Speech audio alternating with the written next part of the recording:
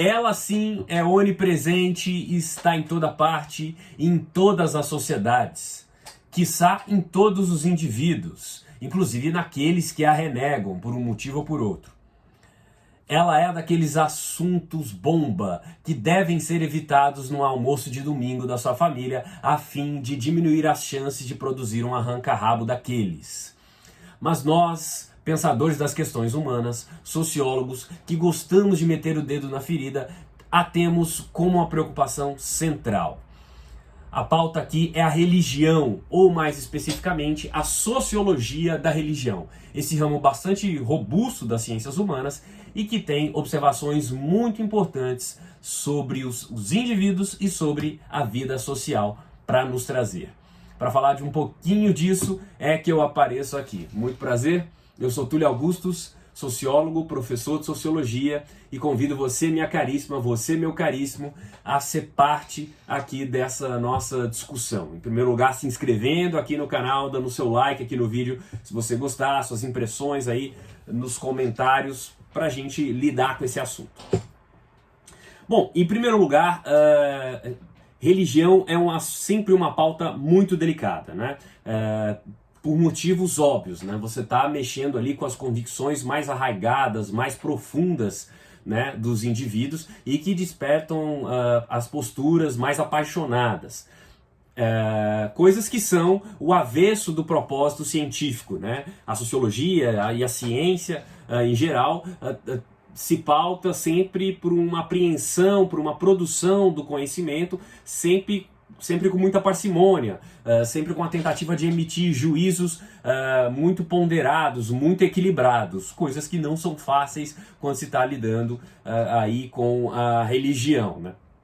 É um tema muito pantanoso também, porque a religião, do ponto de vista do fiel, ela está sempre buscando o etéreo, está sempre buscando o sobrenatural, não é, o transcendente. Mas do ponto de vista sociológico e científico, a gente sabe que quem produz e quem exerce as religiões, no final das contas, são os seres humanos. Então as questões, as pautas e o olhar da ciência tem que ser bastante mundano, né? Se ater a essas características mundanas. Então também é um eixo delicado, né?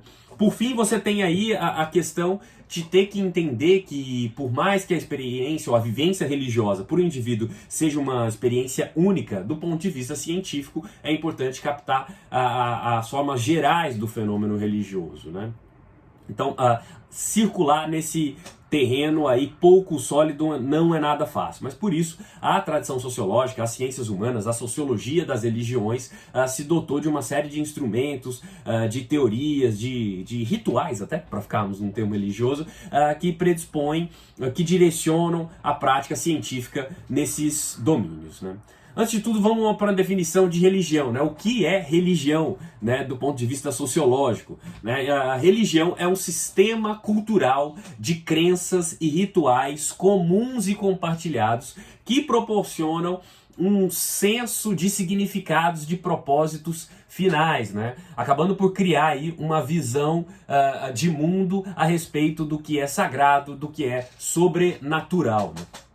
O que você talvez tenha estranhado aí nessa definição de religião é a ausência da chamada deidade, né? A ausência dessa chamada figura de Deus. É porque, no final das contas, não são todas as religiões que têm um Deus como uma entidade maior, né? Por exemplo, o budismo, né? Você tem uma crença aí em forças espirituais e não necessariamente na figura de um deus, né? Então, para a definição de religião, é dispensável essa ideia de que tenha que haver um deus, né? Aí operando nesses aspectos na vida dos seus crentes, dos seus fiéis ali que professam essa forma de religião. Há aspectos muito importantes para a gente entender nessa definição e nessa visão que a sociologia da religião traz desse fenômeno, tem 3 aspectos fundamentais que a gente tem que realçar, né, de como abordar esse fenômeno. O primeiro deles é de que a religião é uma forma de cultura, isto é, ela produz ideias, crenças, valores, visões de mundo muito específicos que outras áreas da vida não produzem. Portanto, ela tem um poder explicativo sobre as demais esferas da vida social e da vida dos indivíduos, né? Como um segundo fator, é importante ter sempre em mente que a religião ela envolve uma série de práticas ritualizadas. Isto é, ela traz ritos, ela traz procedimentos, ela traz formas de condutas, ela traz uma mudança comportamental que outros segmentos da vida social também não trazem, né? E, portanto, ela tem um poder maior, né, de conformidade na vida dos indivíduos. Um terceiro fator também igualmente importante em qualquer análise da questão religiosa é que ela cria um senso de propósito, ou seja, ela consegue conter uma carga explicativa para os indivíduos acerca de todos os assuntos, produzindo uma espécie de significado último, de significado final, né?